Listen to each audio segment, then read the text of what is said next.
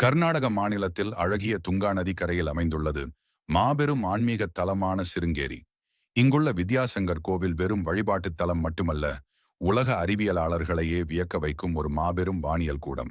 14ஆம் நூற்றாண்டில் விஜயநகர பேரரசின் காலத்தில் கட்டப்பட்ட இந்த கோவில் எந்த ஒரு நவீன தொழில்நுட்பமும் இல்லாத காலகட்டத்தில் அக்மார்க் அறிவியல் படி கட்டப்பட்ட மாபெரும் கட்டிடக்கலை அதிசயமாகும்.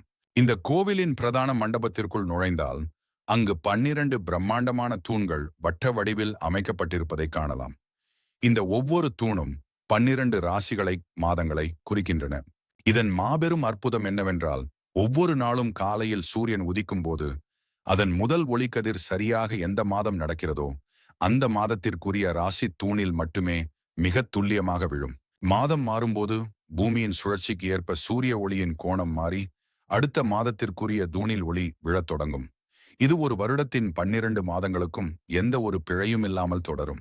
உத்தராயணம் மற்றும் தட்சிணாயணம் எனப்படும் சூரியனின் 6 மாத கால வடதிசை மற்றும் தென்திசை பயணங்களை ஒரு மில்லிமீட்டர் கூட பிசகாமல் கணக்கிட்டு இந்த தூண்களையும் வாசல்களையும் செதுக்கியுள்ளனர். நவீன காலண்டர்களோ தொலைநோக்கிகளோ கம்ப்யூட்டர்களோ இல்லாத காலத்தில் ஒரு பெரிய மலையையே வானியல் ஆய்வு கூடமாக மாற்றி சூரிய ஒளியை கல்லுக்குள் சிறைபிடித்தனர் நம் முன்னோர்கள். பண்டைய இந்தியர்களின் கட்டிடக்கலையும் வானியல் அறிவும் எந்த அளவிற்கு உச்சத்தில் இருந்தது என்பதற்கு சிருங்கேரியின் இந்த வித்யாசங்கர் கோவிலே காலத்தை வென்ற மாபெரும் சாட்சியாகும்.